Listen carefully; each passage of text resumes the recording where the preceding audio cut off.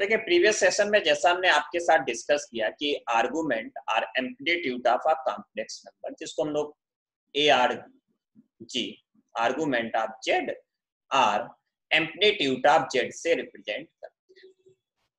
तो इस केस में हमने आपके पास सिचुएशंस डिराइव की टेबल टाइप से बनाई थी कि एक्स वाई और इसके हिसाब से क्वाड्रेंट और उस हिसाब से फिगर भी बनाए थे और अल्फा फाइंड किया था और यहाँ थीटा। तो फिगर अब हम नहीं बना रहे, तो प्लस प्लस प्रीवियस सेशन में हम आपको फिगर से समझा चुके। तो ये फर्स्ट क्वाड्रेंट बना, माइनस प्लस तो सेकेंड क्वाड्रेंट का केस था, माइनस माइनस का तो थर्ड क्वाड्रेंट का केस था, और माइनस माइनस तो फोर्थ क्वाड्रेंट का केस था। हमने आपसे अल्फा के बारे में बोला कि आप हमेशा टेन इनवर्स y और x के साइन हटाकर निकाल दीजिएगा, मतलब mod of y mod of. Theta में हमने बोला कि फर्स्ट वाले केस में अल्फा ही थीटा होगा, सेकेंड वाले केस में पाई माइनस अल्फा होगा, थर्ड वाले केस में माइनस पाई प्लस अल्फा होगा और फोर्थ वाले केस में माइनस अल्फा। अब इसके बाद हमने कुछ बेसिक एग्जांपल, जैसे एक एग्जांपल लिया था अभी 1 प्लस √3 लाइक। तो हमने बोला x की वैल्यू यहाँ पर 1 है जो कि 0 से बड़ी है, y की वैल्यू √3 है जो कि 0 से बड़ी है। तो इसका मतलब दोनों नंबर 0 से बड़ी है, तो फर्स्ट क्वाड्रेंट का केस है। अगर फर्स्ट क्वाड्रेंट में हो तो थीटा अल्फा के इक्वल होता है, और यहाँ पर क्योंकि x और y दोनों पॉजिटिव हैं तो अगर आप चाहें तो यहाँ पर मॉड लगाने की भी कोई जरूरत नहीं। तो ten inverse mod of y divided by mod of x। तो इस तरीके से टेन इनवर्स ये आपके पास √3 डिवाइडेड बाय 1 यानी कि टेन इनवर्स √3। अब हमने आपसे बोला कि आप इसकी वैल्यू कैसे पता करोगे, तो आप ये देखिए 10 में वैल्यू √3 कब होती, तो आपको पता चला 60 डिग्री पर। तो 60 डिग्री रेडियन में चेंज करने का मतलब है पाई डिवाइडेड बाय 180 का प्रोडक्ट डिग्री में। तो ये आपस में कैंसिल होकर 3 टाइम्स कैंसिल होगा, तो pi divided by pi by. फिर हमने सेकेंड क्वाड्रेंट की एक नंबर ली, z equal to √3 minus √3 plus i, मान लीजिए ऐसे। तो x की वैल्यू आई माइनस √3 जो कि 0 से छोटी है, y की वैल्यू 1 आई जो कि 0 से बड़ी है। तो इसका मतलब सेकेंड क्वाड्रेंट, उस सेकेंड क्वाड्रेंट में अभी हम सिद्धि का जो डाउट है वो भी हम क्लियर कर रहे हैं। सेकेंड क्वाड्रेंट में जो थीटा था वो था पाई माइनस अल्फा, यानी कि pi minus ten inverse mod of y divided by mod of x, pi minus ten inverse mod of y की वैल्यू 1, मॉड ऑफ x की वैल्यू मतलब माइनस हटा दीजिए तो √3, ये वैल्यू होती 60 पर। तो पाई माइनस 60 मतलब पाई बाई 30 पर होती, पाई बाई 6, 30 मतलब पाई बाई 6। सिंप्लीफाई करिएगा तो 5 पाई बाई 6 ये आपके पास है। अब इसके बाद थर्ड क्वाड्रेंट का जैसे हम लेकर चले z इक्वल टू, अब दोनों ही निगेटिव, मान लीजिए हमने ऐसे ले लिया, तो इस टाइप से लेने पर x की वैल्यू -1 निगेटिव, y की वैल्यू -1 निगेटिव। थर्ड क्वाड्रेंट का केस है। अब हम थीटा जो लिखेंगे वो माइनस पाई प्लस अल्फा। अब हम सिद्धि के डाउट पर आते हैं। सिद्धि बेटा का डाउट ये है कि जैसे फर्स्ट क्वाड्रेंट में तो ठीक है theta equal alpha, second quadrant में तो आपको ये निकालना, तो आपको पता है ये टोटल पाई है, उसमें से आपने अल्फा हटा दिया। अब सिद्धि का कहना है कि अगर थर्ड क्वाड्रेंट में है, अगर थर्ड क्वाड्रेंट में है लाइक दिस, तो सिद्धि कह रही हैं कि आप ऐसा क्यों नहीं कर लेते कि ये पूरा पाई ले लो और अल्फा ये है आप उसमें ऐड कर दो। क्यों सिद्धि बेटा, ऐसे ही कुछ है ना कहना आपका, पाई प्लस अल्फा। बट बेटा यहाँ पर जो आपको आर्गुमेंट लेना है that should be principal value. अब आप हमसे बोलेंगे सर प्रिंसिपल वैल्यू क्या होती है, तो प्रिंसिपल वैल्यू होती है कि जिसके जो आप वैल्यू फाइंड कर रहे हो उसको आप एक बार बहुत ध्यान से समझना, एक बार आप पॉजिटिव डायरेक्शन में या आप बोल सकते हैं कि एंटी क्लॉकवाइज डायरेक्शन में मेजर करते हुए पाई तक देखिएगा, और एक बार आप क्लॉकवाइज डायरेक्शन में माइनस पाई तक देखिएगा। इसके बीच में एक बार यहां से यहां तक, 0 से पाई तक, और एक बार माइनस पाई से 0 तक में जो छोटी वैल्यू आएगी वो होती प्रिंसिपल वैल्यू। तो यहां पर जो प्रिंसिपल वैल्यू आपको निकालनी पड़ती है आर्गुमेंट ऑफ जेड की, तो आप हमेशा ध्यान रखेंगे बेटा, argument of Z minus pi से पाई तक लिया जाता है। सिद्धि क्लियर बात? माइनस पाई से पाई तक लिया जाता है। तो जब आप माइनस पाई से पाई तक लोगे तो थर्ड क्वाड्रेंट में आप पाई में कुछ ऐड नहीं करोगे, आप माइनस पाई में कुछ ऐड करिएगा। भाई माइनस पाई ये है, इधर गए, और ये आपका एंटी क्लॉकवाइज डायरेक्शन, तो ये पॉजिटिव होगा, उसमें आप ऐड करेंगे। क्लियर? तो इस तरीके से यहां पर minus pi plus tan inverse mod of Y upon X, दोनों के साइन हटा दीजिएगा तो 1 1 बचेगा, minus pi plus tan inverse 1। अब आपको पता है 10 वैल्यू 1 कब देता है, तो आपको पता है पाई पर देता है, 45 डिग्री पर देता है, that can be written as pi by 4।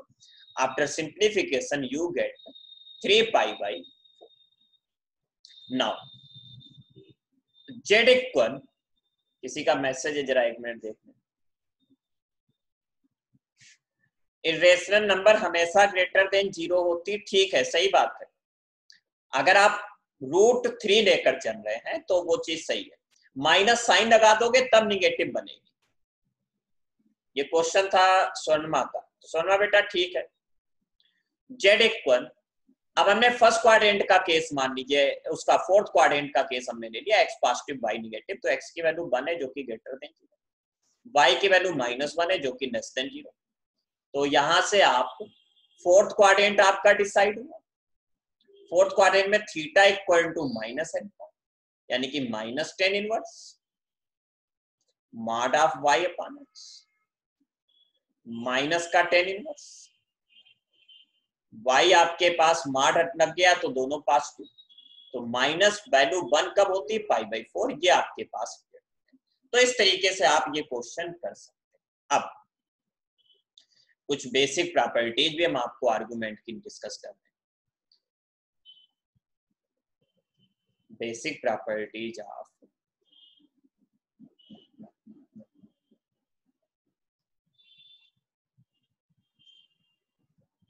arguments of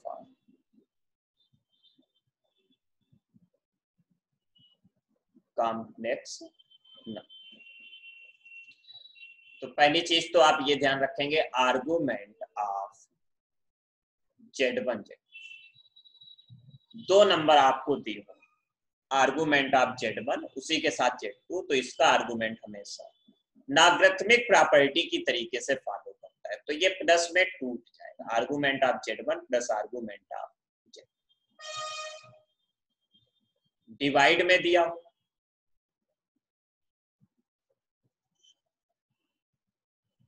तो इसको आप कर देंगे argument of Z1 minus argument of Z। Power में दिया हो ऐसे आर्गुमेंट ऑफ Z, तो लॉगरिथमिक में क्या होता है, पावर आगे इनटू में आ जाता है, तो n argument of Z। Conjugate का फाइंड करना, आर्गुमेंट ऑफ Z कॉन्जुगेट, तो इसकी वैल्यू आपको मिलेगी माइनस आर्गुमेंट ऑफ Z। बाकी कंपटीशन के हिसाब से कुछ और भी इंपॉर्टेंट रिजल्ट होते हैं, उस पर भी हम आपको डिस्कस करेंगे। तो उसके लिए पहले हम थोड़ा सा ज्योमेट्री का कनेक्शन लेते हैं, थोड़ा आप कंसंट्रेशन अपना इंक्रीज करिएगा। एक नंबर हमने ऐसे बना ली, सॉरी वो अपने एक्स एक्स, ये वो रियल के लिए बनाया, ये इमेजिनरी। बहुत ध्यान से समझना है एक एक चीज। मान लीजिए हमने एक नंबर जेड लेट की एक्स प्लस आयोटा वाई, तो आपको पता है जब हम जेड बार फाइंड करेंगे तो एक्स माइनस आयोटा वाई आएगा। इवन जब माइनस जेड फाइंड करेंगे तो दोनों जगह माइनस हो जाएगा इस तरीके से। और अगर कॉन्जुगेट का माइनस आप करते हैं तो माइनस एक्स रहेगा, बट वाई में आयोटा वाई। तो बेटा इस तरीके से अगर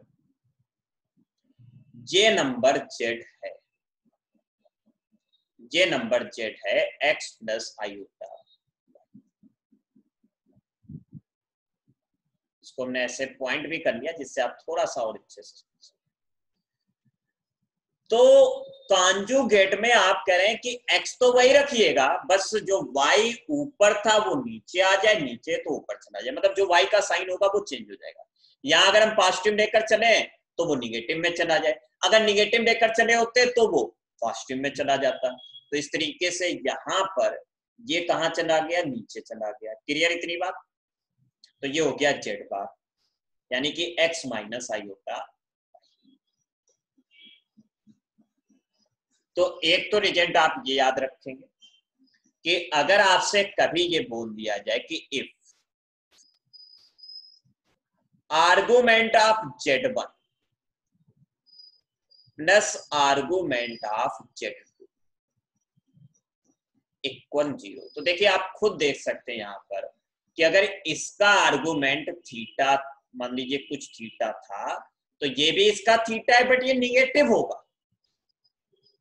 फोर्थ क्वाड्रेंट में आप जो मेजर करेंगे वो क्लॉकवाइज डायरेक्शन में, ये एंटी क्लॉकवाइज डायरेक्शन में मेजर। तो क्लॉकवाइज डायरेक्शन में जो एंगल मेजर होता है वो निगेटिव होता है, एंटी क्लॉकवाइज में जो मेजर होता है वो पॉजिटिव होता है। ये आप फिजिक्स में पढ़ते हैं। तो इस तरीके से आप यहां से डिटरमाइन कर सकते हैं कि Z1 का जो कॉन्जुगेट होगा वो आपके पास क्या आएगा, Z2 आएगा। यानी कि ये दोनों Z1 Z2 आपस में एक दूसरे के कॉन्जुगेट नंबर है। दूसरे टाइप से आप ये भी बोल सकते हैं कि Z2 का कॉन्जुगेट Z1 भी बोल सकते हैं ना। ये तो बात होगी इसकी। अब जरा माइनस जेड की तरफ आते हैं। माइनस जेड कह रहा है कि जो x है उसको भी आप चेंज कर दीजिए और जो y है उसको भी आप चेंज कर दीजिएगा अपोजिट। तो देखिए अगर x ये था तो अब इतना इधर जाएगा, अगर y ऊपर था तो उतना नीचे आएगा। तो इस तरीके से अगर आप पॉइंट देखें, अगर अभी बहुत ध्यान से समझिए x अभी तक ये था तो अब माइनस एक्स ये बना,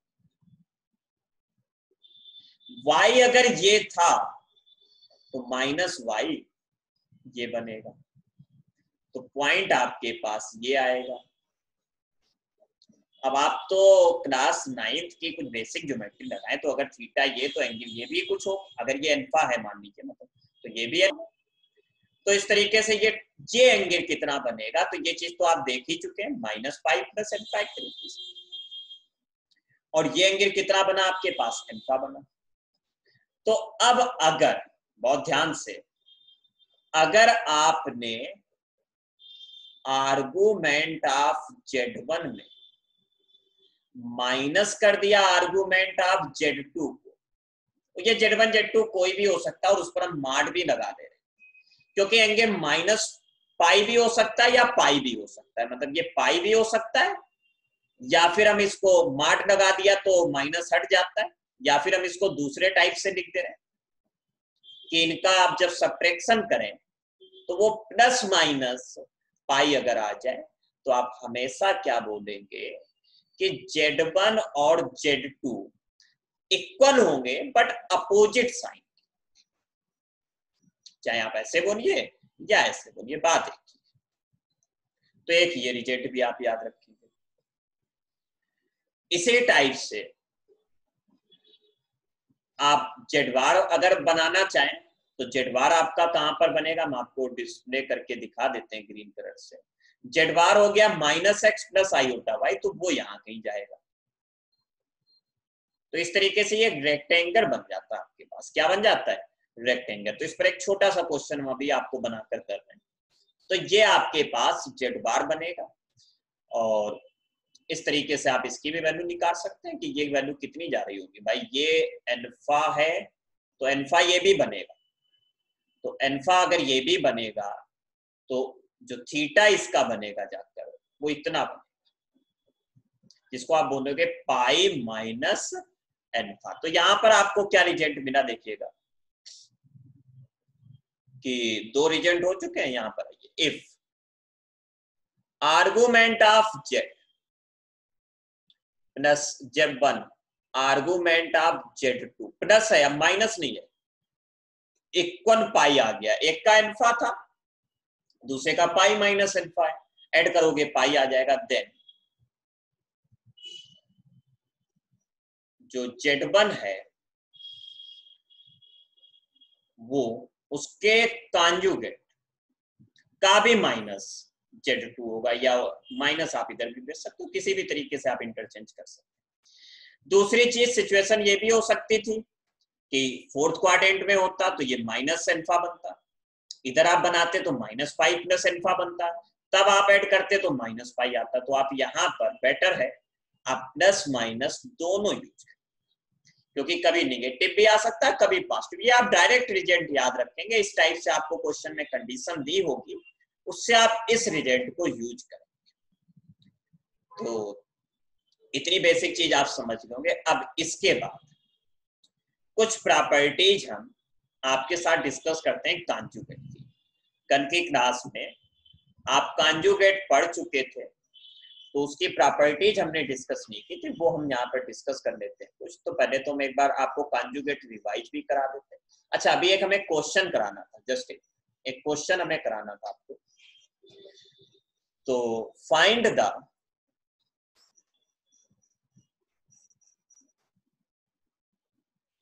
लोकस ऑफ, मतलब फाइंड द लोकस क्या, find the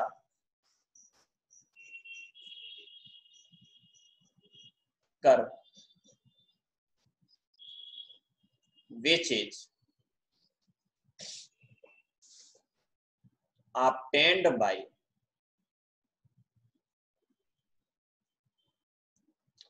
z bar minus z and minus z bar,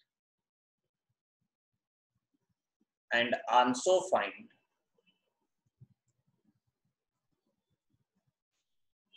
area of that curve when z equal to 2 plus 3 i। तो देखिए क्वेश्चन बेसिक है, ये चीज हम आपको बता चुके हैं। अगर z यहाँ है तो z बार यहाँ होगा, माइनस z यहाँ होगा, माइनस z बार यहाँ, तो आपका ये जो बनेगा वो बनेगा रेक्टेंगल। तो पहला तो आपका आंसर हो गया रेक्टेंगल। बेटा क्लियर? अब ये 2 प्लस 3i का मतलब है ये डिस्टेंस 2 है और ये डिस्टेंस 3 है, तो ये टोटल डिस्टेंस कितनी होगी 6 और ये टोटल डिस्टेंस कितनी होगी 4। तो जो एरिया बनेगा वो क्या बनेगा 4 मल्टीप्लाइड बाई 6 यानी कि 20। ये आपके पास एरिया बनेगा। स्क्वायर यूनिट्स ये भी आप लिखेंगे स्क्वायर यूनिट्स। तो इस तरीके से एक क्वेश्चन ये हमने आपको कराया, और भी क्वेश्चन लोग करेंगे प्रैक्टिस में भी, बट उससे पहले हम लोग सबसे पहले अब डिस्कस करते हैं कॉन्जुगेट के बारे में, उसकी प्रॉपर्टीज। तो कॉन्जुगेट ऑफ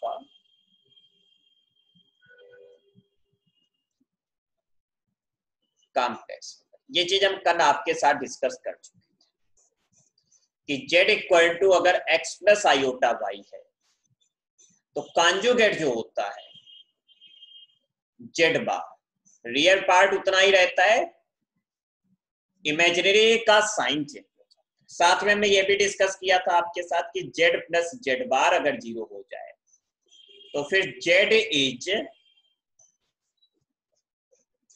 प्योर रियल। कैसी नंबर होती बेटा इमेजिनरी, और z माइनस z बार अगर 0 हो जाए तो इसका मतलब z इज प्योर रियल, उसमें इमेजिनरी नंबर इसमें ये चीज। प्रॉपर्टीज क्या है उस पर हम लोग थोड़ा सा फोकस करते हैं।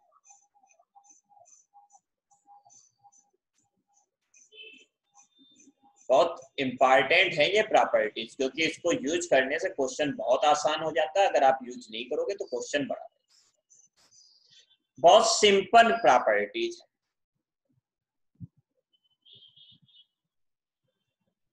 कॉम्प्लेक्स नंबर एक एक करके हम लोग लिख रहे हैं।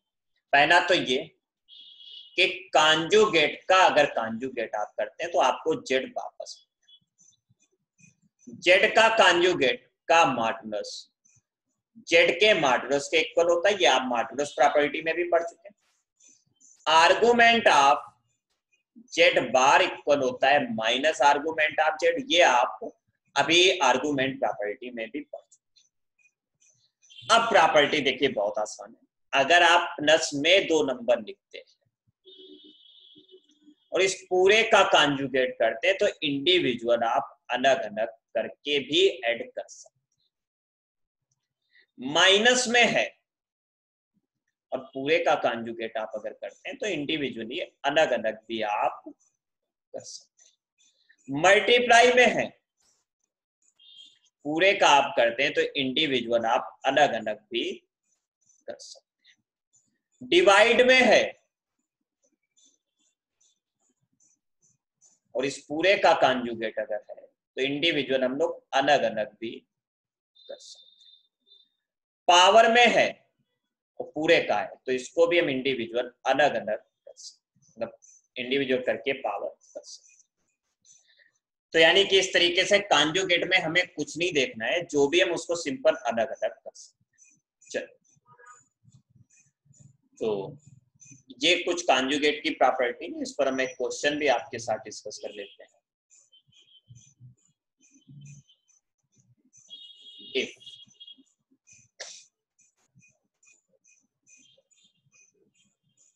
z प्लस या ऐसे z इंटू,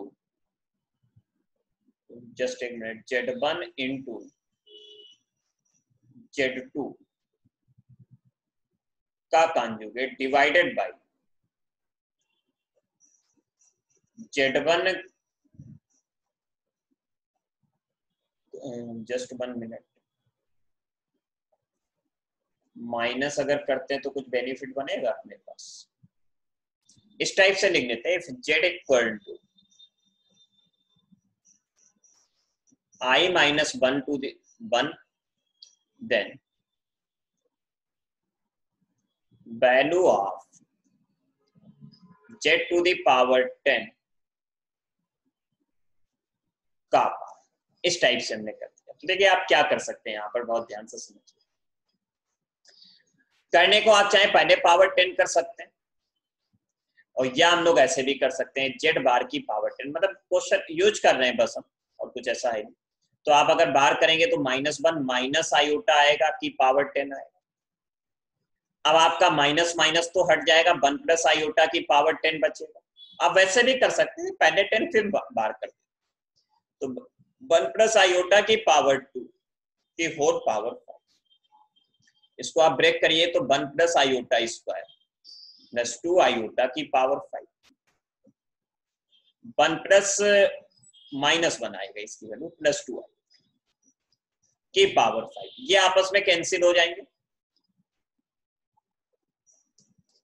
इसकी वैल्यू आएगी 32 आयोटा की पावर 5, इसको आप 4 से डिवाइड कर दीजिएगा तो 32 आयोटा, ये आंसर आपके पास आ जाएगा। बाकी आप वैसे भी चाहें तो कर सकते।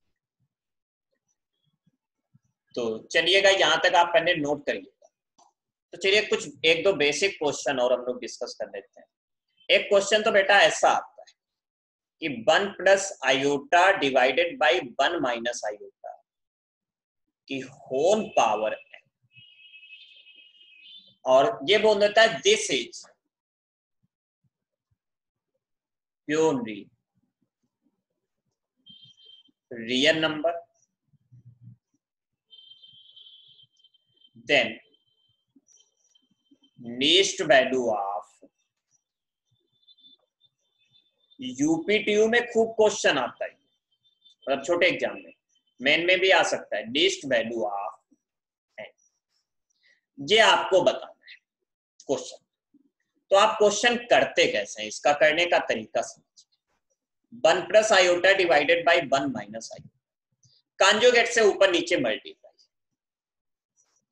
पावर n बना रहने दो। तो ऊपर 1 प्लस आयोटा का होल स्क्वायर, तो 1 plus iota whole square plus 2 iota divided by 1 minus iota का स्क्वायर की पावर। इसकी वैल्यू -1 आएगा तो ये आपस में कैंसिल हो जाएगा, -1 होकर ये 2 हो जाएगा, तो 2 iota divided by 2 to the power. तो यहां से आपको iota to the power n मिलेगा। अब अगर आप n की वैल्यू 1 पुट करते हैं तो नीस्ट वैल्यू आप n में भी नीस्ट नेचुरल नेचुरल नंबर में वैल्यू होनी चाहिए। आयोटा की वैल्यू अगर आप 1 रखते हैं तो सॉरी n की वैल्यू 1 रखते हैं तो आयोटा आएगा जो कि रियल नंबर नहीं। n की वैल्यू 2 अगर पुट करते हो तो इसकी वैल्यू कितनी आ जाएगी, -1, जो कि एक रियल नंबर है। तो लीस्ट वैल्यू आपको कितनी मिली, रिजल्ट आपके पास -1 आ रहा है, तो इसका मतलब लीस्ट वैल्यू आप लेकर चलोगे n इक्वल टू। सिद्धि बेटा इतनी बात समझ पा रहे हैं? अब सर लेकिन -1 तो नेचुरल नंबर नहीं है बेटा, -1 नहीं, n नेचुरल आना चाहिए ना। लीस्ट नेचुरल वैल्यू आ n की नेचुरल नंबर, तो n तो की तो 2 है ना, 2 तो नेचुरल नंबर है और ये प्योरली रियल हो जाना चाहिए, तो -1 इज अ रियल नंबर ना। अब इस क्वेश्चन में एक छोटा सा डिफरेंस करके क्वेश्चन को अलग तरीके से कैसे पूछा जाता है। इज प्योरली रियल नंबर में वो आपसे कह देगा is positive real number, positive real number. तो जब पॉजिटिव बोलेगा तो n इक्वल 2 पर तो -1 आया, -1 पॉजिटिव वैल्यू नहीं है, तो इसका मतलब फिर आपको n कितना पुट करना पड़ेगा, 4 बिल्कुल, क्योंकि उसका स्क्वायर कर दीजिए तो हो जाएगा। तो 2 का स्क्वायर मतलब 4, 2 इंटू 2 के तौर पर, तो इसका मतलब इस पर जो वैल्यू आएगी वो 1 आएगी जो कि पॉजिटिव वैल्यू है, तो आपका आंसर कितना बनेगा, 4 इस केस में। इतनी बात आगे समझ में? तो ये क्वेश्चन ऐसे भी आपसे पूछे जा सकते।